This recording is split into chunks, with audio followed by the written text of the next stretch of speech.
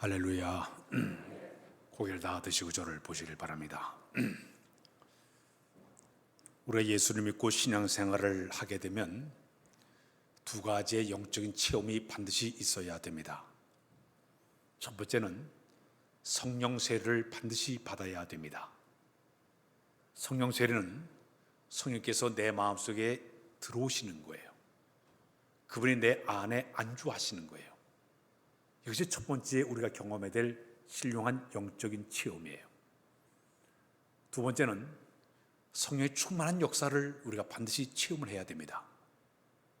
성령 충만한 얘기는 우리가 이 컵 안에 물을 가득 채운 것처럼 하나님의 거룩한 영께서 우리 마음을 강하게 지배하시는 거예요. 그 성령님은 우리의 모든 지정의를 다스리는 그런 분입니다. 우리의 조그마한 감정까지도, 우리의 모든 계획까지도, 우리의 모든 생각까지도 그분이 다스리는 거예요. 이게 성령 충만은 바로 성령님의 지배를 당하는 사람을 갖다가 성령 충만한 사람이라고 그렇게 이야기를 하고 있습니다. 근데 성령 충만하게 되면 하나님께서 우리에게 주신 영적인 신비한 놀라운 선물이 하나가 있는데, 오늘 아침에는 어떤 선물이나 따라서 할까요? 열심이라도 얘기하고 열정이라도 얘기하고 적극적인 마음이라도 그렇게 이야기를 할 수가 있습니다. 주의 거룩한 영이 강력하게 우리의 충만히 역사하게 되면 영적으로 우리에게 하나님께 주신 놀라운 열심, 적극적인 마음을 우리가 소유하게 됩니다. 열심이 뭘까요? 더운 열 뜻정자를 쓰고 있는데 뜨거운 마음을 갖다가 이야기하고 있습니다. 제가 오늘 아침에 커피를 한 잔 마셨습니다. 커피를 마시게 되면 물을 주전자에게 막 끓이게 됩니다. 막 이제 뜨거워지게 되면 뚜껑이 덜렁덜렁 하지 않습니까? 근데 하나님의 거룩한 성령께서 우리 가운데 강하게 임하게 되면 그분이 우리가 알지 못한 신비한 영적인 에너지가 발산이 돼서 덜렁덜렁 하는 것처럼 우리에게 능력이 주어지게 되고 힘이 주어지게 되는 것입니다. 그 힘을 바탕으로 열심을 내는 것이 성령 충만할 때 나타나는 하나의 현상이라고 볼 수가 있습니다. 세상에서 가장 아름다운 모습은 어떤 사람이냐? 자기가 하늘에 대해서 최선을 다해서 열심을 가지고 일하는 사람이 가장 아름다운 사람이에요. 며칠 전에 18일 날 미국에 있는 오리건주에서 세계 육상 선수권 대회가 열리게 되었습니다. 근데 우리나라의 선수 가운데 우상혁이라는 26살 선수가 거기서 은메달을 따게 되었습니다. 2m 35를 뛰어넘었어요. 자기 키보다, 키가 188인데 자기 키보다 50cm 넘게 뛰어넘어가지고 은메달을 땄어요. 근데 1년 동안 다 계산해가지고 며칠 전에 나왔는데 세계 랭킹 높이뛰기 1위 선수가 됐습니다. 우리 한국의 최초의 그런 높이뛰기 선수가 탄생하게 되었습니다. 자, 근데 이 선수는요, 신체적인 약점을 가지고 있었습니다. 어릴 때에 교통사고로 한쪽 다리를 이제 다쳐가지고 발이 짝발이에요.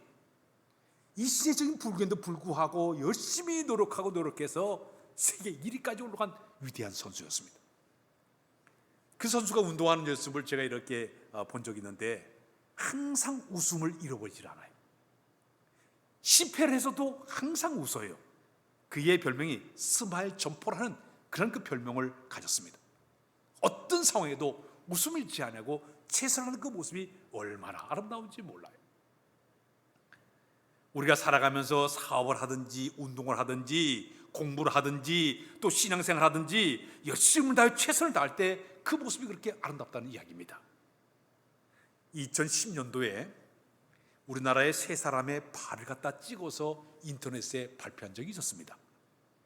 첫 번째 사람이 누군가 하면 축구선수 가운데 박지성이라는 선수입니다. 그의 발을 보니까 스파이크에 다쳐가지고 첩조망처럼 얼기설기 막 구두살이 막 파이는 상처난 그런 발이에요. 그가 세계 1위 선수가 되기까지의 그 위대한 발을 찍어내서 이 사람이 그 아름다운 최선을 다한 모습을 찍어냈습니다. 두 번째 사람을 소개했습니다. 발레리나 가운데 강수진이라는 사람의 발을 이제 찍어놨습니다. 여기저기 여성의 발인데 혹이 나고 발톱이 갈라져 버리고 피멍으로 된 이런 골맞은 그 판을 갖다 찍어내면서 얼마나 노력을 많이 한 사람인 것에 대해 가지고 그의 발을 찍어냈습니다. 세 번째 발이 소개됐습니다. 요새 한참 뜨거운 김연아라는 사람. 얼마 있으면 내 다음 10월 달에 결혼한대요. 5살 더 연하의 남자하고 결혼한데 제가 유심히 봤어요. 고우진아라는 그 27살 백인데 아버지가 목사님이에요. 저 대구의 소망교회 목사님이신데 그 목사님은 외국인 근로자들 열심히 도와주는 아주 훌륭한 그런 목사님이세요. 그 아들인데 노래를 잘 불러 서울대 음악과를 다닌 그런 사람이죠. 근데 김연아의 그 발을 보니까 스케이트에 나를 찢긴 상처투성의 발을 딱 찍고 나서 자기가 하는 일에 아주 뜨거운 열정을 쏟아낸 그 영광스러운 상처를 이야기하면서 우리가 어떤 일을 하든지 최선을 다해야 된다, 열심히 해야 된다, 그런 사진을 찍어낸 적이 있습니다. 사랑하는 여러분, 자기의 어떤 주어진 상황에 최선을 다하고 열심을 내는 이 모습이 얼마나 아름다운 모습인지 몰라요. 옛날에 우리나라의 아시아의 농구 여왕이었던 사람이 박신자라는 분이 계십니다. 그가 국제 농구 시합에 나가서 최우수상을 받게 되었습니다. 그 당시에 어린 학생들에게 물으면 나 박신자가 되겠다고 이렇게 사람들이 많을 정도로 유명한 분이었습니다. 한 번은 그가 최우수상을 받고 비행기 트랩에서 이렇게 내려오자 신문 기자들이 그에게 질문을 했습니다. 당신의 성공 비결이 뭡니까? 하고 물었습니다. 그때 이 박신자가 하는 대답이 미쳐야 됩니다. 그랬습니다.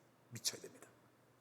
어떤 일을 하든지 일에 미치면 이렇게 훌륭한 성적을 낼 수가 있습니다. 그랬습니다.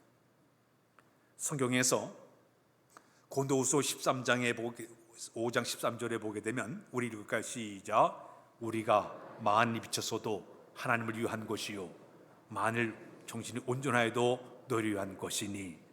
사도 바울이 한 얘기예요. 사도 바울은 복음에 미친 사람이었습니다. 선교 신학자들이 사도 바울을 갖다가 이 사람은 미친 개처럼 아시아와 유럽을 다니면서 복음을 전했다고 얘기하고 있습니다. 정말 복음을 해서 최선을 다한 사람이 바로 사도 바울의 모습이었습니다. 참 이렇게 우리가 어떤 삶 속에서 우리의 가정생활이나 직장생활이나 교회생활이나 어떤 상황에서 이 최선을 다하고 열심을 다하는 거 대단히 중요합니다. 성경을 보게 되면 열심에 관한 말들이 곳곳에 들어있지만 그 가운데 대표적인 말씀이 오늘 말씀이죠. 로마서 12장 11절 시작. 부지런하여 게으르지 말고 열심을 품고 주를 섬겨라. 또 성경 말씀에 보게 되면 고린도후서 11장 2절에 이르면 시작. 내가 하나님의 열심으로 너희를 위하여 열심을 내노니 내가 너희를 정결한 처녀로 한 남편인 그리스도께 드리려고 중매함이로다. 그러나 나는. 자, 여기 보면요 열심이라는 말이 나오고 있어요. 열심이 뭘까요? 영어로는 인슈지네이즘이에요. 근데 헬라 말로 하면 엔데오스라고 얘기합니다. 엔데오스는 이 말은 하나님 안에 있다는 말에서 파생되어 온 말이에요. 열심히 있다는 것은 그 하나님의 성령께서 그 안에 작동하고 있다는 사람을 갖다가 열심히 있다고 표현합니다. 하나님이 그 안에 계시니까 강력하게 작동하니까 저절로 열심히 생기는 사람이라고 그렇게 표현을 하고 있습니다. 성경을 보게 되면 하나님의 그 임재하심을 불로 상징되는 이야기들이 성경 곳곳에 많이 나와 있습니다. 우리가 구약을 보게 되면 모세가 우리 하나님 호렙산을 만날 때 가시나무 가운데 불이 확 타오르는 가운데 그 여호와를 그가 만나지 않습니까? 모세야 모세야 네가 성은 거룩한 곳이니 내 발신을 벗으라. 그러면서 모세가 불 가운데 거하시는 그 여호와를 만나는 장면이 나오고 있습니다. 갈멜산에서 엘리야가 그 바신을 섬긴 자들과 대결했을 때 하나님께서 그 갈멜산에 엘리야가 쌓아놓은 제단에 불을 내려가지고 확 싼질리면서 불로 응답하신 하나님의 역사를 보여주고 있습니다. 이스라엘 광야 40년 동안 생활할 때 하나님 너희와 함께 하신 것을 증거로 보여주기 위해서 밤에는 불기둥을 세워가지고 그들과 함께 하신 것을 그들에게 증거로 보였습니다. 신약에 오게 되면 마가의 다락방 백신 문도가 열심히 기도하자 그곳에 불같은 성령께서 임하셔서 그들이 성령 체험했다고 이야기하고 있습니다. 한마디로 성령의 임재는 불이 임한다는 얘기예요. 불이 임하니까 열정을 품게 된다는 이야기입니다. 존 칼빈이 그런 얘기했습니다. 신앙생활은 첫째도 열심히요, 둘째도 열심히요, 셋째도 열심히라고 얘기했습니다. 난로가 있으면요, 난로 속에 불이 들어있어야 되는데 난로 역할을 합니다. 그러나 난로 안에 불이 안 들어가면 냉랭한 쇳덩어리에 불과합니다. 미국 사람들이 욕할 때 까땜 그렇게 욕을 많이 해요. 까땜, 하나님 너를 저주한다, 그런 욕이에요. 근데 미국 사회에서 목회자들에게 까땜, 그러면 성령이 없는 사람이란 얘기예요. 무서운 저주입니다. 오늘 신앙생활은 저에게 당신 성령이 없어, 이건 저주예요. 이게 비극적인 일이에요. 난로인데 그 안에 불이 들어가 있지 않으면 하나의 쇳덩어리에 불간 것처럼, 자동차가 있는데 그 안에 발생하는 전기 배터리 없게 되면요, 시동이 안 걸려요. 운행할 수가 없어요. 그 안에 배터리 같은 성령의 역사가 일어나야만이 앞으로 굴러가게 되는 것이에요. 만일 여러분들 신앙생활하면서 성령의 역사와 활동이 멈춘 사람, 미지근할 수밖에 없어요. 무력할 수밖에 없어요. 나태할 수밖에 없어요. 그러나 그 안에 성령이 작동한 사람은요, 기동성이 있습니다. 적극성이 있습니다. 활동력이 강하게 역사하게 된다는 이야기입니다. 우리나라 사람들은 다른 민족 사람들과 비교할 때 대단히 열정이 많은 민족입니다. 세계적으로 볼 때 반도국가, 삼면이 바다로 이렇게 된 나라들이 이탈리아라든지 필리핀이라든지 인도네시아라든지 또 거기 한국 같은 나라가 반도국가예요. 근데 이 반도국가에 사는 사람들의 특별한 성격을 보게 되면 아주 정열적입니다. 성격이 다혈질이에요. 그리고 과격한 성품 가진 것이 이 반도국가에 사는 사람들의 특징입니다. 우리나라가 2002년도에 월드컵이 열리지 않았습니까? 그때 700만 되는 이 붉은 악마 사람들이 거리에 뛰쳐나가지고 막 응원하지 않았습니까? 외국 사람들이 그 모습을 보고 다 깜짝 놀랐어요. 누가 나오라고 그런 것도 없어요. 자기가 스스로 티셔츠 하나 뻘고 뒤집어 쓰고 나가지고 막 와가지고 응집열 가지고 응원하지 않았습니까? 광우병 소동이 일어났을 때 너도 나도 촛불 들고 유모차 끌고 나와가지고 데모하지 않습니까? 이 응집력은 우리나라 사람들이 대단히 강해요. 저 말레포 해수욕장에 태양의 기름이 유출돼 가지고 온 그 해수욕장이 다 기름으로 다 뒤덮였습니다. 그때요, 우리나라 자원봉사자들 100만 명이 그곳에 가지고 기름을 막 바위에 있는 기름을 딱 꺼내면서 열심히 일하지 않았습니까? 다른 나라는 10년 걸릴 것을 우리나라는 1년 만에 끝마쳤어요. 이 대단한 응집력이 강한 민족이 바로 우리 민족이에요. 1997년도에 우리나라의 IMF를 당하게 됐을 때 금모기를 하게 됐습니다. 이 금융위기를 돌파하기 위해서 사람들이 금숟가락 가져오고 돌반지 가져오고 백일반지 가져오고 연예인들은 우승 트로피가 금떼어 가져오고 야다 못쓰겠어요. 금모기의 사람들의 마음이 하나 못 꺼졌어요. 세상에서 제일 무서운 말이 뭔지 아십니까? 일본 사람은 나 죽고 너 살 자식이에요. 미국 사람은 너 죽고 나 살 자식이 미국 사람들의 모습이에요. 우리나라는 너 죽고 나 죽자.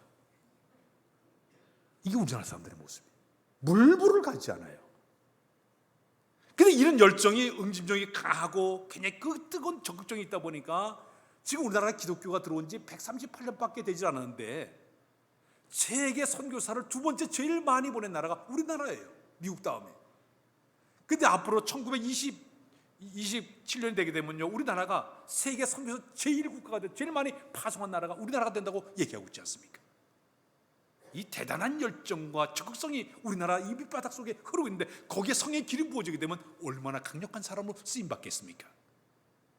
자, 그런데 우리가 가진 열정과 열심에는 세 가지의 모습이 있습니다. 첫 번째는 뭐냐면 하나님의 기쁨이 되는 열심이 있습니다. 따라서 할까요? 하나님의 기쁨이 되는 열심.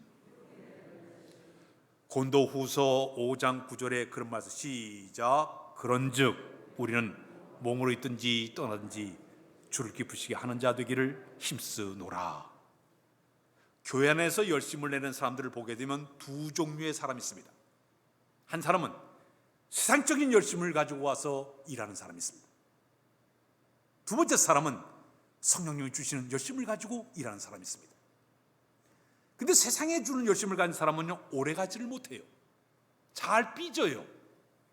일하다가 도중에 그냥 떼쳐버려요. 이건 세상의 열심 가지고 이런 사람들의 특징들이에요. 그러나 성령님 주시는 은혜 속에서 하는 열심은 변함이 없어요. 꾸준하게 맡겨진 일을 최선을 다하는 것이 바로 성령이 주시는 특징이라고 볼 수가 있습니다. 왜 그런지 아십니까? 성경을 보게 되면 스가랴 4장 6절에 그런 말씀이 있습니다. 우리 다 같이 시작. 만군의 여호와께서 말씀하시되 이는 힘으로 되지 아니하며 능력으로 되지 아니하고 오직 나의 영으로 되느니라. 교회의 모든 봉사는요, 힘과 능력으로 하는 게 아니에요. 세상에 열심 가지고 되는 것이 아니라 하나님의 공간이 힘을 가지고 일해야만이 열심을 품게 된다는 이야기입니다. 하나님이 공급하신 힘이 주어져야만이 그 일을 제대로 감당하게 된다는 이야기예요. 성경 말씀 베드로전서 4장 11절 시작. 만일 누가 말하려면 하나님의 말씀을 하는 것 같이 하고 누가 봉사하려면 하나님 공급하시는 힘으로 하는 것 같이 하라. 또 말씀 있습니다. 빌립보서 3장 3절 시작. 하나님의 성령으로 봉사하며 그래서 예수로 자랑하고 육체를 신뢰하지 아니한 우리가 곧 할례파니라. 또 내려갑니다. 에베소서 6장 10절 시작. 끝으로 너희가 주 안에서와 그 힘의 능력으로 강건하여지고. 여기 성경 말씀 다 보게 되면 하나님이 공급하신 힘이요, 성령의 힘이요, 그 힘의 능력을 가지고 그 일을 감당하라. 이게 바로 하나님께 주시는 말씀이에요. 이 성령 안에서 봉사가 돼야 되는데 인간의 열심만 가지고 하다 보니까 문제가 생기는 거예요. 하나님이 공급하시는 그 힘, 그분이 부어주는 지혜와 능력과 권능 가지고 행할 때에 피곤함이 없습니다. 적극적으로 그 일을 감당하게 되는 것입니다. 줄리 어드라는 사람이 있었습니다. 아주 이 사람 열심히 하나님을 위해서 헌신하고 봉사하고 충성했던 그런 분이었어요. 어느 날 꿈을 꿨습니다. 꿈에 천사가 나타나가지고 하는 얘기가 당신이 지금까지 교회 안에서 열심히 일을 해왔는데 당신의 열심히 했던 일을 말해보십시오. 그러니까 여기는 이 사람이 자랑했습니다. 저는요 교회 학교 교사 일도 했고 찬양대원도 했고 구역장도 했고 남성교도 했고 자기가 봉사를 막 신나게 얘기를 했습니다. 그러니까 여기는 이 천사가 알았다고 그들이 그의 열심을 이렇게 꺼내가지고 열심 덩어리를 갑자기 저울에다가 뜩 올려놓더니 한 100근 된다고 그러는 거예요. 그러니까 이 사람이 그래도 꽤 무게가 나가네. 그때 천사가 하는 얘기가 당신의 열심 덩어리가 100근인데 그 열심을 구성한 분자들을 내가 분석을 해보겠다 그러더니 결과를 이렇게 얘기하더랍니다. 이 100근 가운데 야심이 30%가 들어있고 의심이 19%가 들어있고 명예심이 거기에 30%가 들어있고 기타가 28%가 들어있고 예수님께 대한 열심은 3%밖에 안 들어있다고 했습니다. 당신의 열심은 당신의 야심을 채우기 위해서 명예를 채우기 위해서 당신이 열심을 낸 거지 주님을 위해서는 아무것도 없다고 얘기했습니다.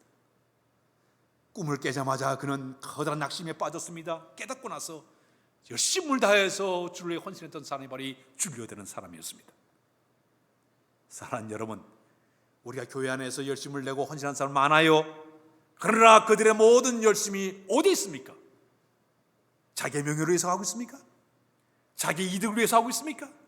자기 이심을 채우기 위해서 하고 있습니까? 주님 기뻐하지 않아요. 어떻게 되느냐? 성경 말씀 사무엘상 2장 30절에 시작. 나 여호와가 말하노니 결단코 그렇지 아니하리라. 나를 존중히 여긴 자는 내가 존중히 여기고 나를 멸시한 자는 내가 경멸하리라 그랬어요. 하나님을 존중히 여기는 그런 마음을 가지고 열심을 내야지 인간의 열심을 가지고 행하게 되면 그 자신이 멸시를 당할 수밖에 없다고 성경은 이야기하고 있습니다. 여러분, 우리의 삶의 현장에 가정에 들어가서 사회 속에 들어가서 직장에서 교회 안에서 열심히 내는 이 모든 열심이 주님의 기쁨이 되는 열심이 되시기를 바랍니다. 두 번째는 우리의 열심은 자신의 기쁨이 되는 열심이 되어야 할까요? 자신의 기쁨이 되어야 된다. 성경 말씀 시편 40편 8절에 이런 말 시작. 나의 하나님이여 내가 주의 뜻 행하기를 즐기오니 주의 법이 나의 심중에 있나이다 하였나이다. 여기 보니까 내가 하나님 뜻을 행할 때 즐거운 마음으로 그 일을 행했다는 얘기예요. 내가 하는 모든 열심, 내가 모든 헌신하는 이 모든 것이 나의 마음의 기쁨으로 그것이 승화가 된다는 그런 얘기예요. 시편 84편 10절에 그런 말씀이 있어요. 우리 다 시작. 주의 궁정에서의 한 날이 다른 곳의 첫날보다 나은즉 악인의 장막에 사는 것보다 내 하나님의 성전 문지로 있는 것이 좋사오니. 이 말이 뭐지 아십니까? 내가 저 성전, 우리 교회 저 밑에서 안내를 할 수 있는 이 자체만도 내가 족한 마음을 가지고 영광스러운 마음을 가지고 지지시대의 그 일을 감당해야 된다는 얘기입니다.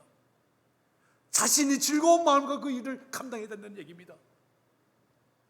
교회 저 주방 구석구석에서 내가 설거지를 하고 내가 걸레질을 한다 하더라도 즐거운 마음으로 해야만이 그것이 바로 자신의 기쁨이 될 수 있고 주의 기쁨이 될 수 있다는 그런 말씀이에요.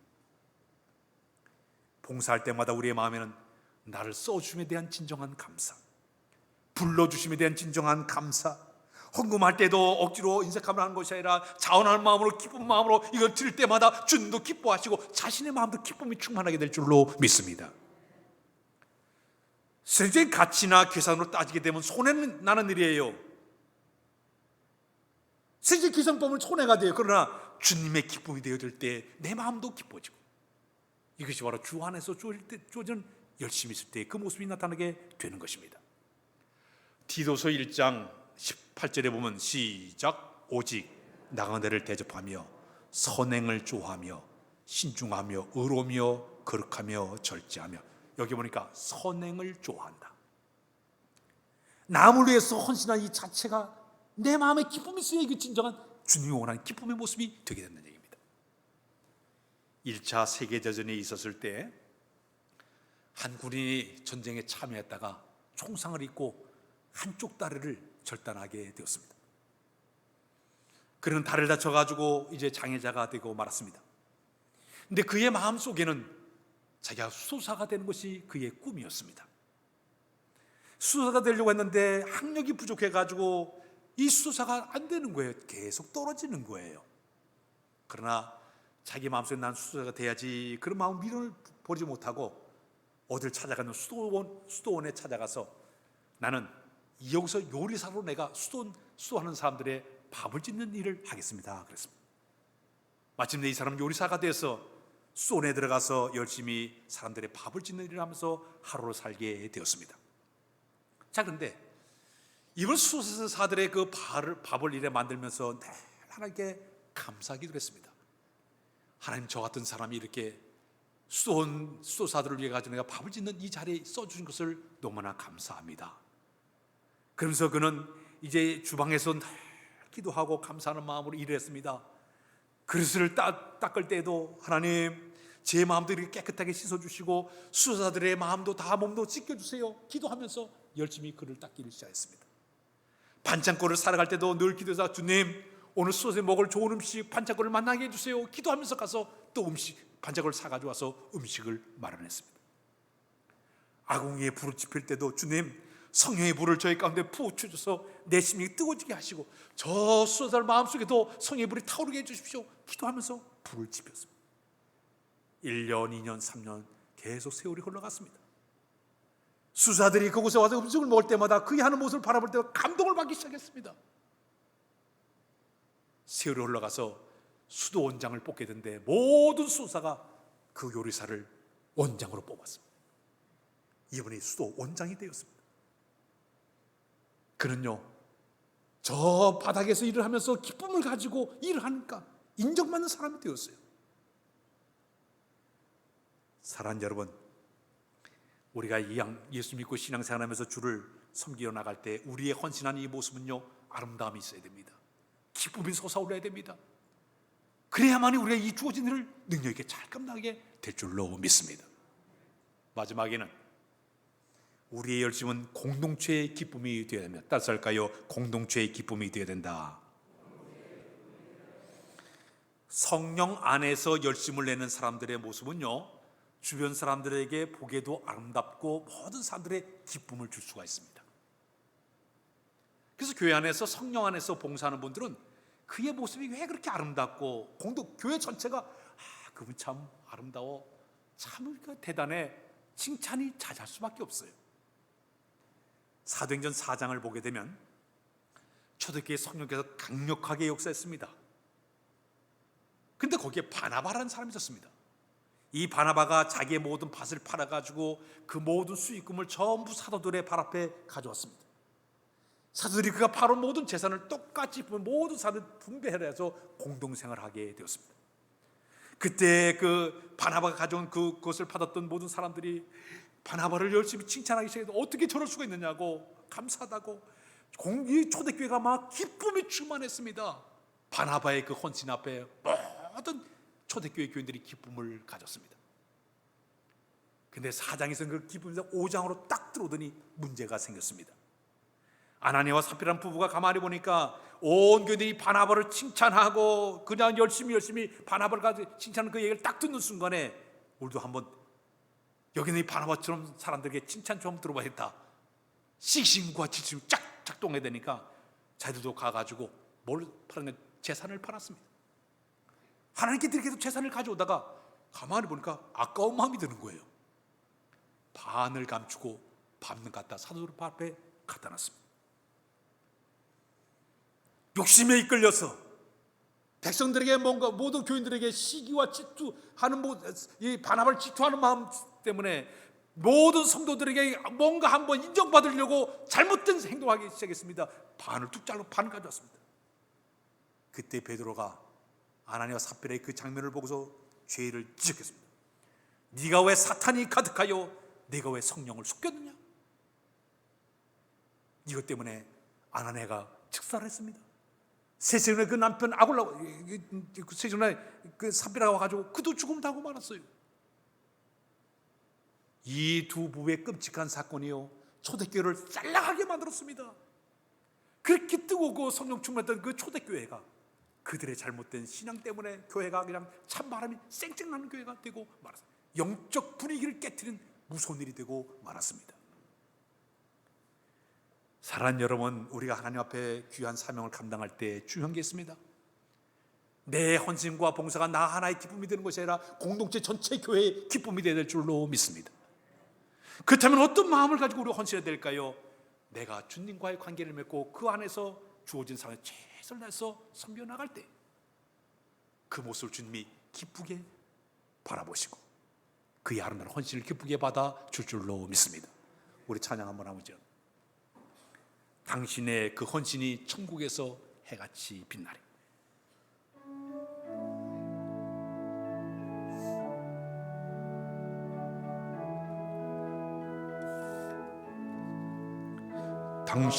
당신의 그 섬김이 전국에서 해같이 빛나리. 당신의 그 겸손이 전국에서 해같이 빛나리. 당신의 그 믿음이 전국에서 해같이 빛나리. 당신의 그 충성이 전국에서 해같이 빛나리. 주님이 기억하시면 좋하리. 예수님 사랑으로 가득한 모습, 전사도 흠모하는 아름다운 그 모습, 전국에서 해같이 빛나. 거기까지만 했습니다. 당신의 그 섬김이, 당신의 그 순종이, 당신의 그 겸손이, 당신의 그 사랑이, 당신의 그 믿음이, 당신의 그 찬송이, 당신의 그 충성이, 당신의 그 헌신이 천국에서 해같이 빛난다. 주님만 기억하시면 된다. 그런 마음을 가지고 헌신해야만, 그래 공동체의 기쁨이 이루어지게 될 줄로 믿습니다. 기항 예수 믿고 신앙생활하는 거, 하나님 앞에 이 진정한 열심을 가지고 헌신하려고 하면 주님의 기쁨이 되는 모습이 되어야 될 줄로 압니다. 공동체의 기쁨이 되어야 될 줄로 믿습니다. 자기 자신에도 참된 기쁨이 있어야 진정한 성령님께 주시는 참된 열심의 모습이 되게 될 줄로 믿습니다. 하나님 얘기해서 그것을 맺습니다. 미국에 외교 전문 잡지 가운데 폴레인지 폴리시라는 잡지가 하나 나왔습니다. 몇 해 전에 특집을 하나 써냈습니다. 거기 보니까 2040년 앞으로 18년 후가 되게 되면 세계를 주도하는 나라가 나왔습니다. 그 세계 주도하는 나라가 네 나라였습니다. 첫 번째 나라가 독일이에요. 두 번째 나라가 미국이에요. 세 번째 나라가 터키예요. 네 번째 나라가 대한민국이에요. 뭐 독일과 미국이 이렇게 주도하는 나라가 된 건 이해가 되는데, 터키하고 이 대한민국이 들어간 건 이상하게 사람들이 생각하고 있어요. 근데 그분이 그 글에 보면 어떤 내용을 얘기하는가 하면, 대한민국이 이 세계를 주도하는 선정된 이유가 몇 가지가 있다. 첫 번째는 남다른 국민성이 있다고 그랬습니다. 이 분단된 나라, 자원이 없는 이 유리한 나라인데, 이 나라 사람들의 성격을 가만히 기질을 보게 되면 다른 나라 사람들에 비교해서 굉장한 국민성을 가지고 있는데 세 가지 특징을 가지고 있다고 했습니다. 하나가 뭐냐? 총명하다고 했습니다. 머리가 대단히 좋다고 했습니다. 미국에 보게 되면요, 미국에는 49개 인종이 살고 있다고 합니다.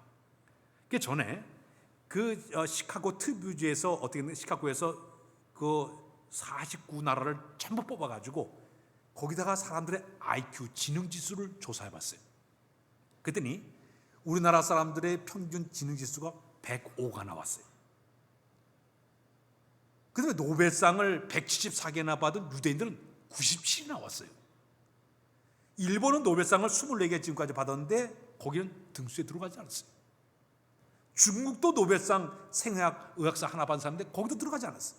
우리나라는 김대중 대통령 한만 노벨 평화상 하나만 받았는데도 지능지수가 상당히 뛰어난 나라가 우리나라라고 그렇게 나왔습니다. 특히 우리나라 사람들은 굉장히 부지런해서 세계가 알아주는 장점을 가지고 있다고 얘기합니다. 지난 반세기 동안 우리 민족은 밤낮까지 하고 일을 하는데 그냥 밤이고 낮이고 열심히 일을 잘하는 부지런한 민족이 바로 우리 민족이라고 해요. 보릿고개에 가난도 이겨내고 세계 최고 빈국 가운데서 갑자기 이 나라가 선진국에 데려오는 것은 일 중독성 때문에, 부지런 때문에 이 나라가 이렇게 훌륭한 나라가 됐다고 소개하고 있습니다. 세 번째가 우리나라의 열정을 꼽고 있습니다. 한국 사람들은 뜨거운 열정이 있다고 그랬습니다. 5천 년 동안 쌓이고 쌓인 한을 승화시켜서 세계를 주도할 정도로 대단한 그런 열정을 품은 나라가 바로 우리나라라고 그렇게 소개를 했습니다. 그 다음에는 우리나라는 남다른 교육열이 있기 때문에 세계를 주도한다 그랬습니다. 부모는 쪼들리게 살면서도 자녀 교육을 위해서 소 팔고 옛날에 땅 팔고 자녀 교육비를 다 투자하면서 교육열에 너무나 힘을 쏜 나라가 우리나라고, 자녀 교육을 위해서 기러기 아빠가 생겨나고 조기 유학을 보내가지고 아이를 해가지고 그 기러기 아빠 들고 이렇게 수록에 나올 정도로 이 나라는 교육열 때문에 우리나라에 많은 수많은 대학생이 수록하기 때문에 이 나라가 앞으로 이 나라를 주도해 나갈 수 있다고 얘기했습니다. 그 다음에 한국에는 높은 기술력을 가지고 있다고 그랬습니다. 가전제품, 조선, 자동차, 제철, 원자력 기술, 세계 인류 IT 강국이기 때문에 이 기술 가지고 이 나라가 세계를 주도할 수 있다. 제일 마지막이 중요해요. 이거 신학 잡지가 아니고 외교 잡지인데 거기에 한국의 기독교 개신교가 세계를 이끄는 엄청난 역할을 할 것이다 그랬습니다. 우리 한국의 기독교인이 1000만이라고 하면 5명 가운데 1명이 기독교인이라면 이 사람들이 기독교 정신을 가지고 세계를 주도할 수 있는 엄청 도덕적인 기준을 가지고 있기 때문에 세계를 주도할 수 있다고 이야기하고 있습니다. 오늘 아침에 열심히 품고 주를 섬겨라, 성령 안에서는 가능한 줄로 믿습니다. 주행이 우리 가운데 강력하게 임하셔서 성령 인도하심 따라 우리의 열심을 잘 하나님 앞에 보였습니다. 나의 기쁨이 되고 공동체의 기쁨이 되고 주를 기뻐하는 여러분들 다 하시길 주님의 이름으로 부탁드립니다. 기도합니다. 주님, 성령에서 참된 열심을 품기를 원합니다. 오늘도 주의 영이 우리 가운데 강하게 역사하셔서 열심을 다해 줄 성령으로 도와주시고 우리의 아름다운 헌신이 자신의 기쁨이 되게 하시고 공동체의 기쁨이 되게 하시며 주를 영원히 우리 모두가 다 되도록 인도하여 주옵소서. 예수 그리스도의 이름으로 기도하옵나이다. 아멘.